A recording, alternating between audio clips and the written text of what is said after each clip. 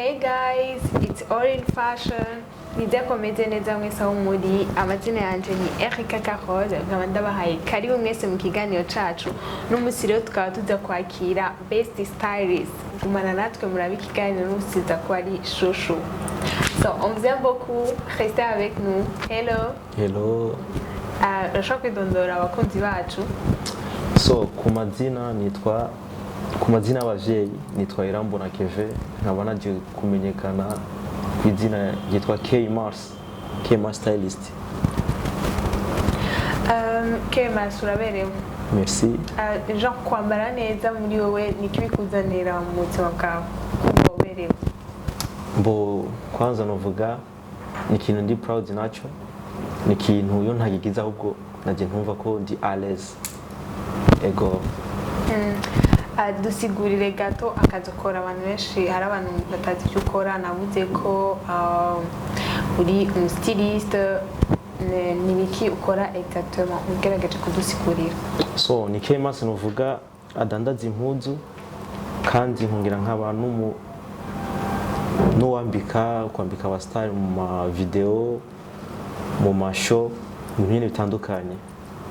Yego. Urana créer n'impuzu. Yego, nkungira nk'abantu mu createur y'impuzu ya. Duhe gato histoire yawe ya stylisme ngene watanguye ivyo bintu byo kwambika abantu abastar byo gucreer byaje gute tugere ngene byatanguye? So novuga ibijanye na stylisme ni ikintu novuga nakuze nisangamwo. Ni ikintu novuga ahubwo ngerageje kuraba ni ibintu biri mu muryango kuko grand-père wanje nawe nyene yari mu stylist yarashona. Ego hama ibintu nyene nakuze nkunda kwambara nakura nyene mfise confidence yo kuvuga ati ngomba guma ndokinga good buri mwanya. Hama naratanguye kuba nja kurangura mu ruvumera nkarangura impuzu nkazidandaza mu bantu atashop mfise nkazidandaza mu bantu pole abantu barabona ko ibintu ndiko ndabikora neza. Eho naronka umuntu supportinga turafashanya turugurura shop. Hama pole tu ni naho naza mbona abastar babonye ukuntu nambara fresh nambika abantu neza abakiriya banje baravuga ko twotangura kuzo turakorana ama clip video. Ego. Ni yahe clip umaze gukorana ukavuga wow? So ni nyinshi gusa nakubwira ngo nkazibiri okay.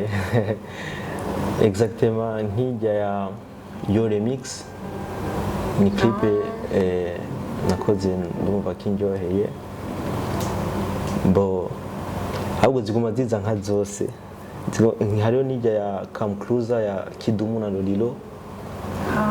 Tijya zose yani ni nyinshi ndiko numva nozivuga zose mene ko wambwenda kubwira zibi. Okay, K-Mars ni yahe style uvuga ati iyi style kwa majana no kwambara? So tanke ndi mu stylist je nta style nto kwambara kiretse gusa iyo nkuri cyubahiro iyo tuma. Ego. Platform show yaraguhaye awards ya best stylist. Wiyumvise gute ujya musuro nka awards? So novuga umunsi ndonka ijya awards ni umunsi novuga naryohewe cyane.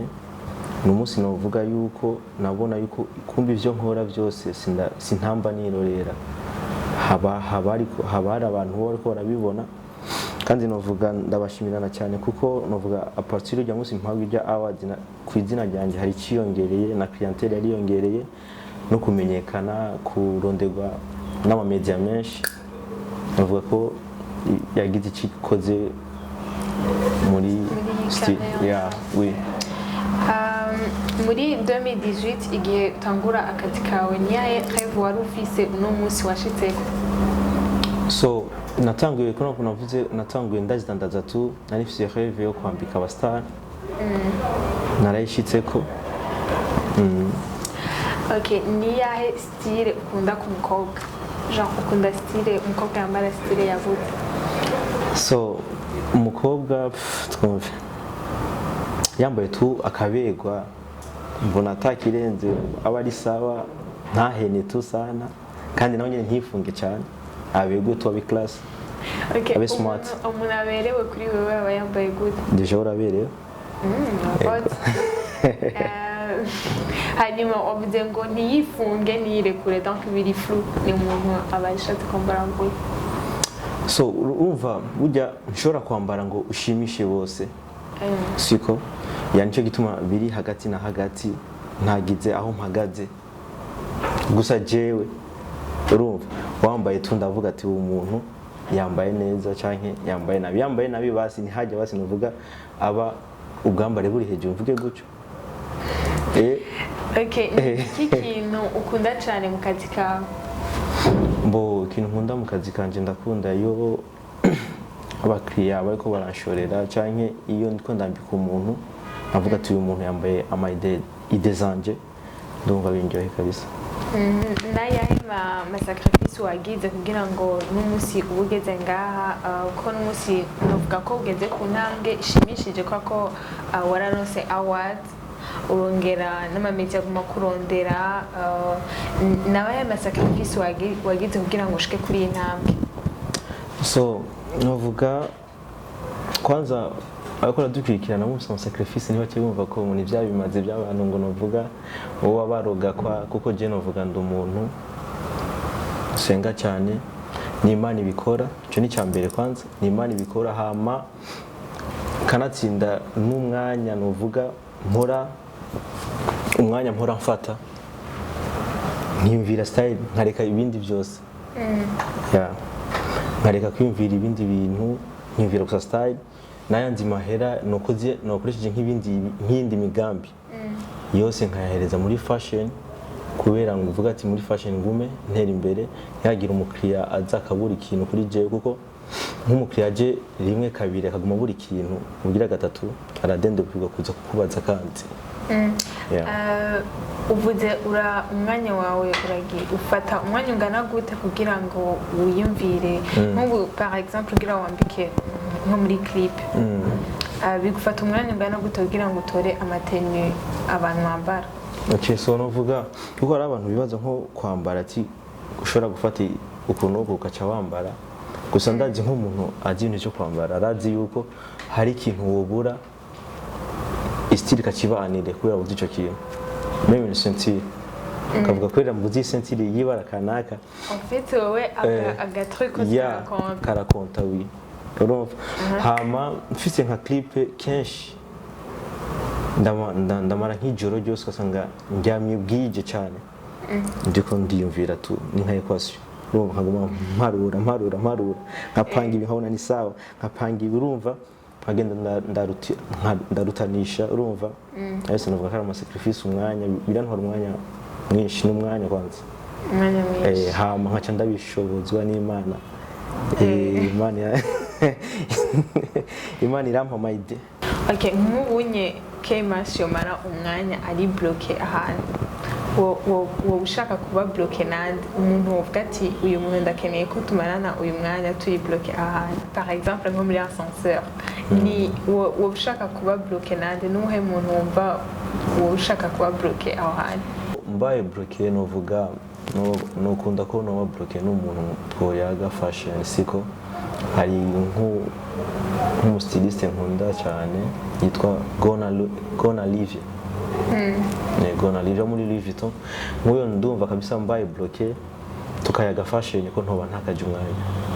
Yego no wahe mu star wambitse nawe urumva uryohe vuga nk'abastar babica ni batatu maze kwambika uravuga stay top? Okay, so novuga nka Farias novuga Kidumu mbona Bruce Melody mu munsi ndamwambika nararyohewe kuko twakoranye neza.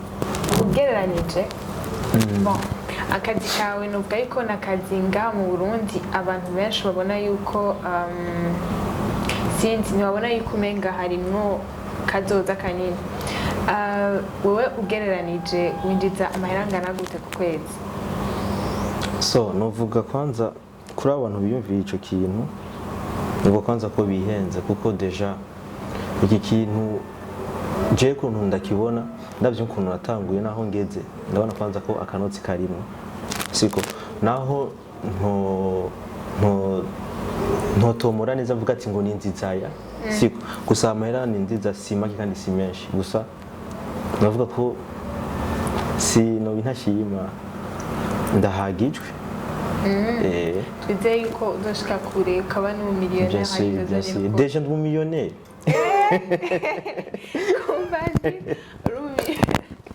ndakubaza ufise amamiliyoni n'uri umumiliyoneri cyangwa ubwiye basi uri umumiliyoneri haba hasaba iki en fait wowe urinjiza 2 millions mu kazi kawe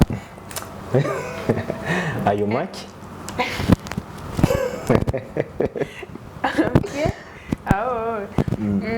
niyihe marque yo ngaha mu Burundi ukunda mu Burundi amamarke ni menshi gusa ndashaka kuvuga nk'imwe nka first class ya Gurost nari mu marke nyene bavuga ameze bon uhora bishika ugakorabora n'amamarke muramaze gukorana na marke imwe yego hariyo marke tugeze gufashanya mu kwambika rya remix yaramfashije kwambika aba danseur Rampage Candy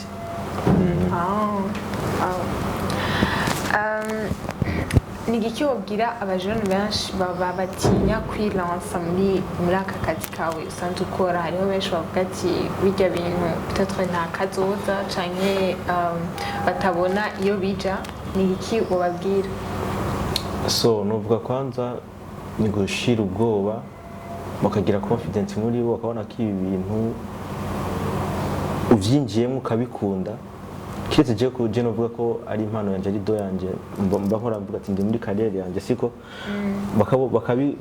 bakabibona bakabikunda bakabijamwo kandi n'abatera intege harimo akanotsi mbo benshi ntibabivuga ariko je ndazi ko akanotsi kari mu ivuna tunukuntu uriko uravyitwaramwo no gukora cyane yego Kemas ndabashimiye cyane kubona mwashoboye kwitaba ubutumire bwacu mukaza mu kiganiro cacu nanjye ndabashimiye ko namwanyiyumviye ko